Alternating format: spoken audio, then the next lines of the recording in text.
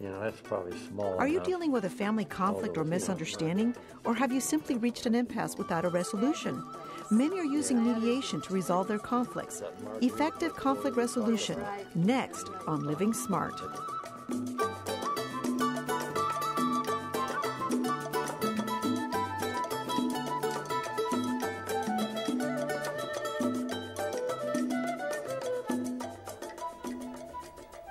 Welcome to Living Smart, the show designed to help you get the most out of life. Marilyn McKnight has served as president of the Academy of Family Mediators. Since 1977, she's been working in the field of mediation after an extensive career in public social work. In 1996, she and her husband, Steve Erickson, were awarded the Distinguished Mediator Award by the Academy for their outstanding contributions to the field of mediation. She also teaches college courses on the subject. Today, she'll discuss what we need to know before we use mediation and how to deal with conflict effectively before it gets out of hand. Welcome to Living Smart, Marilyn McKnight. Great to have you here. Thank you, Patty. It's very, very good to be here. I want to know how you went from social work to mediation. What was it about your life that you decided, I think I want to get into this field? Well, one of the things about social work was, and I was doing public social work and actually child protection work, was that it seemed as though people had either or answers. Either they shaped up and went on with their lives, or they went to court and the court would act. And you were also on a time crunch in public social work. You had so many cases. And I remember one case in particular, her name was Alverda, but she preferred to be called Babe, and Native American from northern Minnesota. And she had trouble with alcohol and 4 little kids. And when she went on a binge, and I came out to talk with her, and I said, look, I don't want your kids, and I think that you have to make a choice here. And what I realized was really in social work, we weren't giving people choices. Mm-hmm. And if we give people choices, when they have information about those choices, they're going to make much better decisions for their lives. Okay. And she made a choice to go to treatment and get her life put together, and she is still doing very well. And that was a long time ago. Obviously, relationships are most important in our lives. I mean, they make us miserable, they make us happy. Mm-hmm. What is it that we need to know about relationships before we get into them to avoid conflicts in the future? Well, I think what we need to know and do in relationships is to, when forming a relationship, be willing to be yourself, and when not understanding someone else, if you really want that relationship, you need to invest in understanding, learning about them, so that you really can continue to form that relationship. If you're going to be false, if you're going to try to please, not ask the right questions, right. Or deny. Overlook, deny. Right. Yeah. Then you're getting into a relationship under false pretenses. Right. And that's not going to do any good. That really hurts. Now, you also said that you talked about understanding differences. That is essential when you're getting into a relationship. What do you mean by that? Well, we're all different.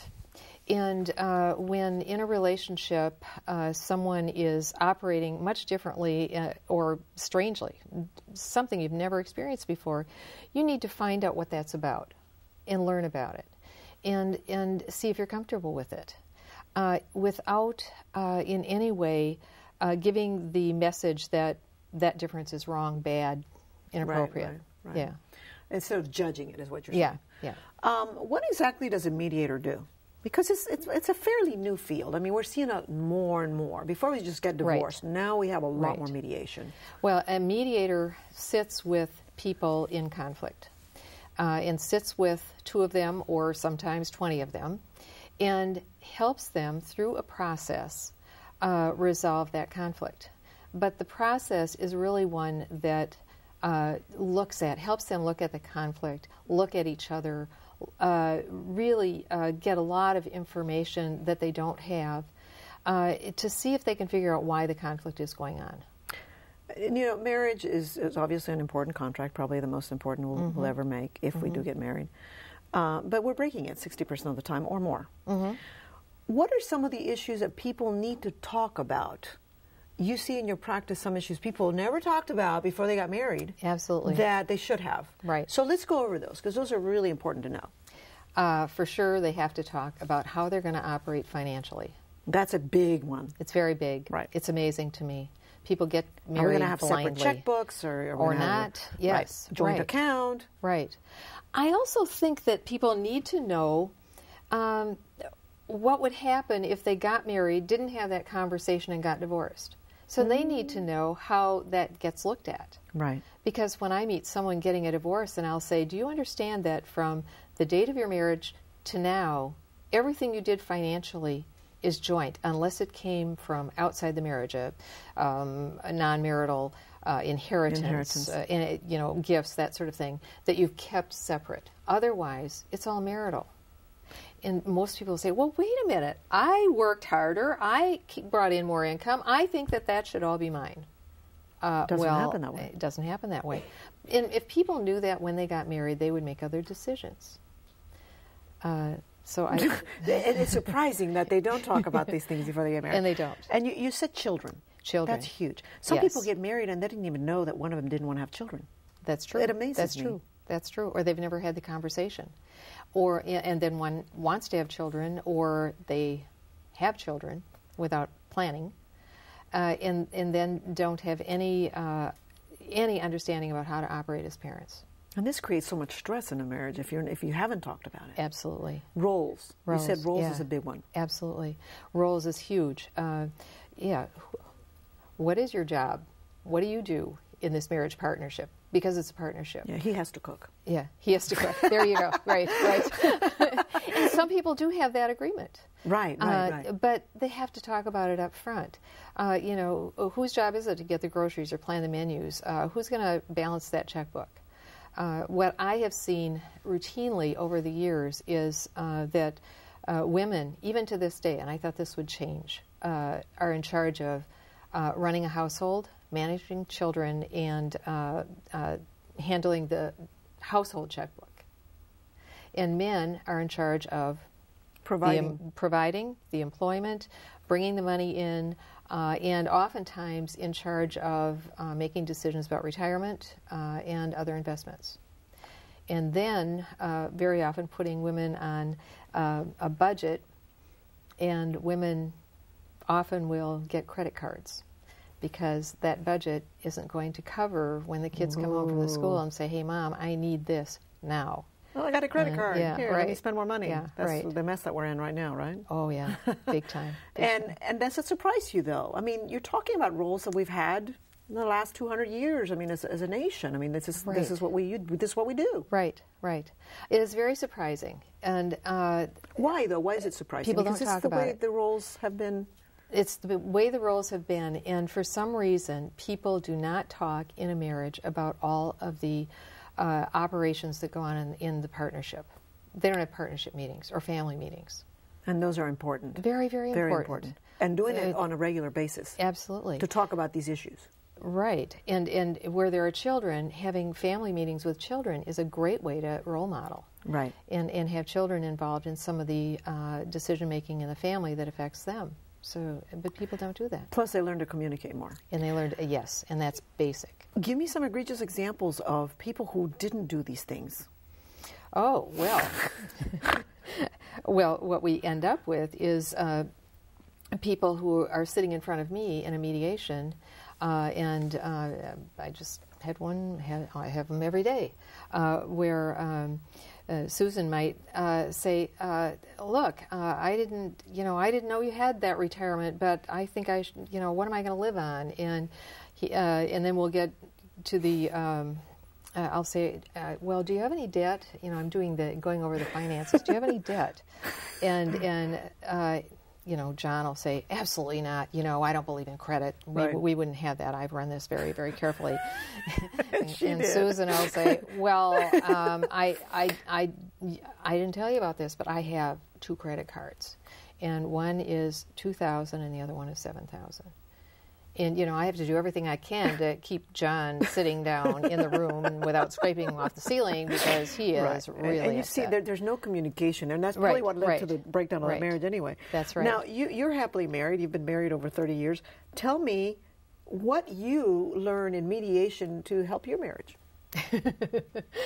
Well, I think both of you what I mediators, learned so in my marriage helps me be a mediator, Right. because marriages are never perfect. And my Thank you. husband and I have had, so many disagreements over the years.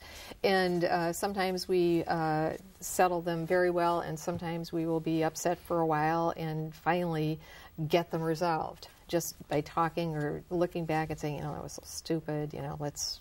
Right.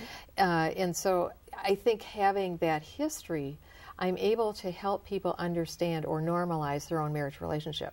That it is not perfect. You're going to have blow-ups. You're going to have downtimes. You're going to have times when you just don't want to see each other for a while. That's okay, as long as you're willing to communicate about it later or see a therapist, take care of business. Don't just avoid it. In all the years that you've been doing this, have you had a major surprise? Oh, every day I get something that you think after a while that you've seen everything. I remember one time a couple where Jim is, he's moved out, doesn't live too far away, Mary's living in a family home, has the kids, pretty traditional separation and divorce. He's paying her child support. And I'm just wrapping up the memorandum, and I'm saying, okay, how do you want to do the child support? Do you want to have money transferred from your checking account to hers every month, or do you want to just pay her by check? And he said, you know what I'll do? I'll just put the check in my shirt pocket when I bring my shirts over for her to iron. Oh, interesting. And I said, really? And I looked at her and I said, are you... ironing his shirt. You're divorced, but you're ironing his shirt. And she said, oh, it's fine. She said, I've always liked to iron, so it's no problem. And that'll work just fine. And I'm... That's funny. That's for funny. me, I'm saying... What is the most common reason for divorce? I heard it was in-laws. What's the real reason for... most common in your practice, most common reason for divorce? I think probably just truly lack of communication. Because money is a big stressor, huge, but so are children. And for every relationship, it's a little different. But I think the fact that people don't resolve their differences, and then what they do is they grow apart. And so they're no longer really paying attention to each other. And if that goes on, there's not going to be a relationship there at all. Why is it so hard to resolve those differences? Is it because people are afraid to talk? Mm-hmm. So, I don't like that about you? Yeah. Is that they don't know how to talk. Because I think we have learned, and I don't know if it's socially how we've learned, but we've always been, as a society, we have this sense that we're always competing, or there's good, bad, right, wrong kinds of things. And so people don't know how to couch their differences or what they don't like about the other person, and in a nice way. They don't know how to say, you know what? I don't like that about you. But be specific, right? And do it in such a way that the other person isn't going to get so angry that they shut it out and don't hear it and just go off angry, right? And so I think it's hard to get out of that plateau where you're in that space, right? But I think what helps is that people in a marriage need to, more than anything else, put that relationship at the top of their list. And I don't think people do that. There are too many things going on in life. They blame it on everything else. The kids or whatever, we don't have enough money or we don't have a job. Right. But they don't take care of themselves. Right. They don't make sure that they spend time together. They don't get a babysitter for the kids once a week and go out and do fun things. Or just to go out and talk. Right. People don't do that. That marriage relationship tends not to be the most important things in their lives. And if you choose marriage, that's what you should do, right? Well, I think so, okay. Yeah. What are some of the important questions you need to ask before you get into a romantic relationship? I mean, we talked a little bit about it, children and money, but any tips on that? Well, I think that you have to ask questions that would, to see if that person is on the same page or willing to negotiate. I think you have to find out what kind of expectations that person will have. And so asking questions that are open-ended, so that the person has to respond, but I think it's the way in which you communicate. So you have to look at each other. You have to talk to each other, and you have to listen. And I think the listening is something that people don't do very well. Listening with your heart, you say. Listen with your heart. Absolutely. If you really love someone, why wouldn't you sit down and say, please tell me more about this? I don't understand it. Mm-hmm. And if you don't understand, you need to care enough to want to understand. This is before you get married. Yes, yeah. Because then you're setting good ways of operating. Well, it just seems that when you're romantically involved, the romance does over. away with all the practical stuff that you're supposed to do. Well, and it has to be practical. Because that's what life is. Because that's what life is about. It's everyday life. Right. Which cases have been most difficult for you to mediate? I think the cases that have, where there's been violence, probably the most difficult, and also the most challenging, and also the most rewarding, because I think when those come into mediation, there's an opportunity for that couple to wrap up that marriage where there's been violence in a way that has dignity and has a plan for the future, especially if they're children, that will have them operating more constructively than ever. Right. And that's what it's about. I had a case early on, Lloyd and Linda, and when they came in, it was so interesting because I didn't know a lot, but I knew there had been abuse in the relationship, and Linda came in and sat looking at the floor and wouldn't even talk to me straightforwardly, and practically whispered. Well, as I was mediating that case, it was so interesting because Lloyd was sitting over here, Linda's over here, I'm in the middle, and everything she would say, he didn't hear because he didn't have he had a hearing problem, or he couldn't hear very correctly. And he would ask again, and so I would hear her, and I would tell him what she said in my way of speaking. Right. And what happened, and I learned this early on, was as I continued to do that, she started becoming more assertive and began to sit up, and by the last session, she was looking him in the eye and talking with him. So it was the way they were communicating that wasn't working. It was maybe not working. Not what they were saying, but the way they were communicating. The way they were communicating, yes, and it was a very, very sad case. It was a case of major abuse, but they talked about it. And when she exploded at one point and just very emotional about what had happened, as a mediator, I could have looked at him and said, "You did that?" But I couldn't do that. Right, you can't do that as a mediator. No. And I looked at him, and he was tearing up, and he just said, "I don't know what more to do. I'm in AA, I'm in counseling, I'm doing everything I can." And it was just a point of very, very tragic moment.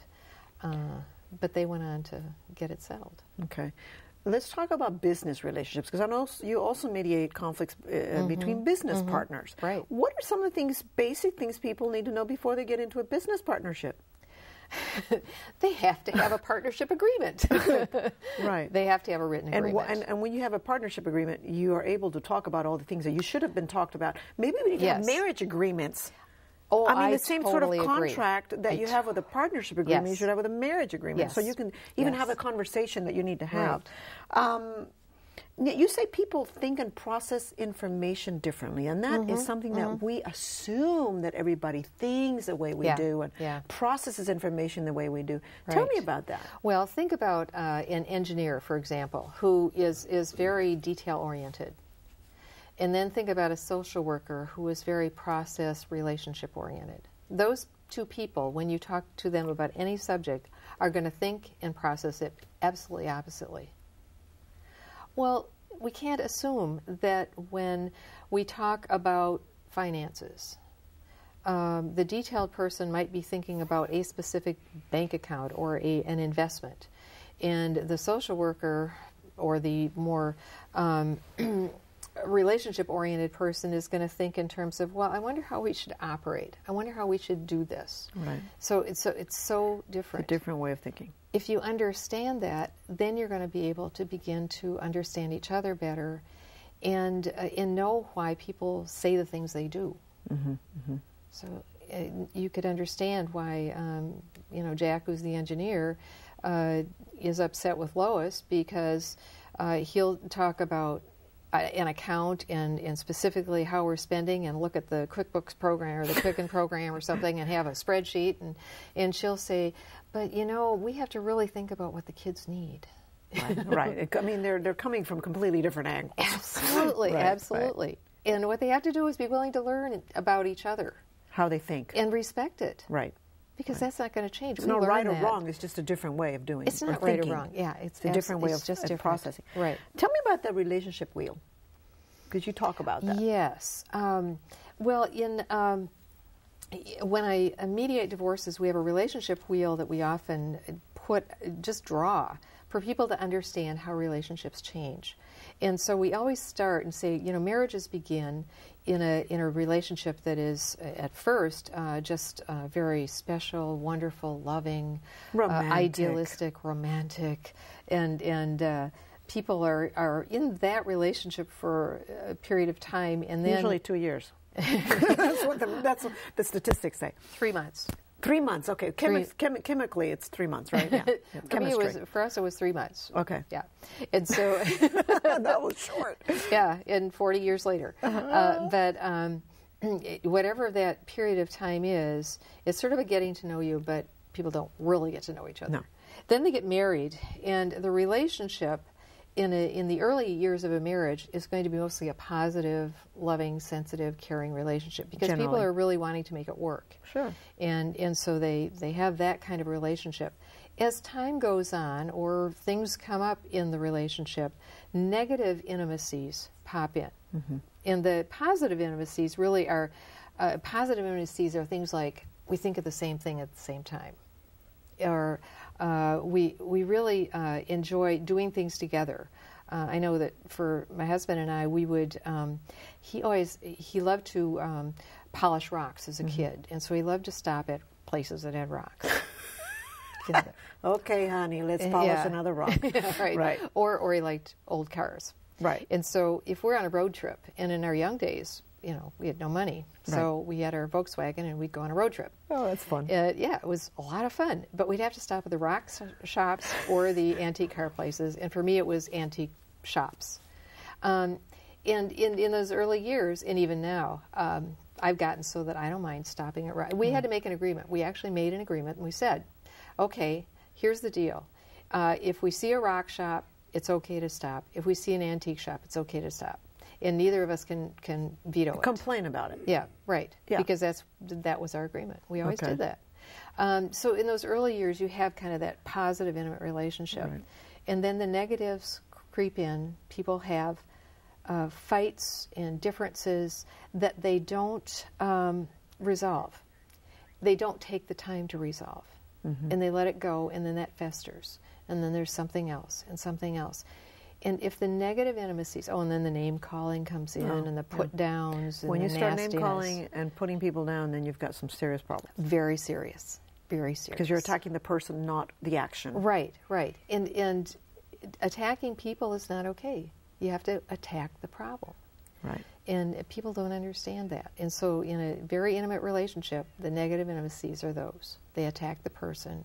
But they can, I've said that a married couple can stand up in front of a crowd and one can say, and Steve and I demonstrate this very often, one can say something that the other one gets, and it's a cheap shot.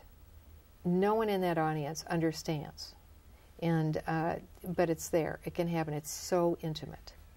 And so people get into those negative intimacies. And if that continues to go on in a divorce for very long, they're looking at, or a marriage, they're looking at a divorce. And when they divorce, they have to again change the relationship, and they have to do it consciously. And they have to develop a business-type relationship where they become business partners over raising kids, or if they have some management of finances or anything after a divorce. Now, you teach divorce classes after people get divorced. What are some of the important things you teach there? I teach them when they're looking at a divorce and before they actually go forward. And so we teach them about emotional divorce process, which means, in a nutshell, that usually one person is looking at divorce for a period of time and the other one doesn't know it. And so when that person finally gets to a point where they say, just on their own, that's it, I really think we need to get divorced, and then tells the other person, that person is devastated, and we have a very difficult divorce. How do you know you're living smart? I think I'm living smart if I can, at the end of a day, look back on my day and say to myself that I haven't offended anyone, that I've handled conflicts well, that I've really been able to think through and help people move forward and learn something about conflict resolution. Thank you very much. And to learn more about this topic, go to our website. There you'll also find a complete resource list. You can also email us or call us with your comments at 713-743-8513. And that's our show for today. I hope you've enjoyed it. Remember to live smart. I'm Patricia Gras. Have a joyful week.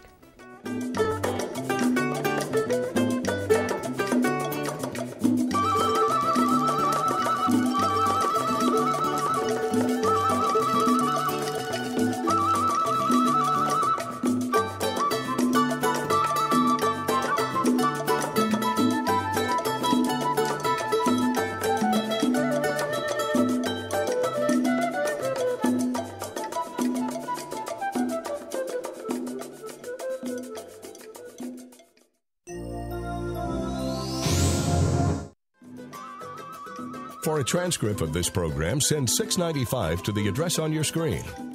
Please include the name of the guest.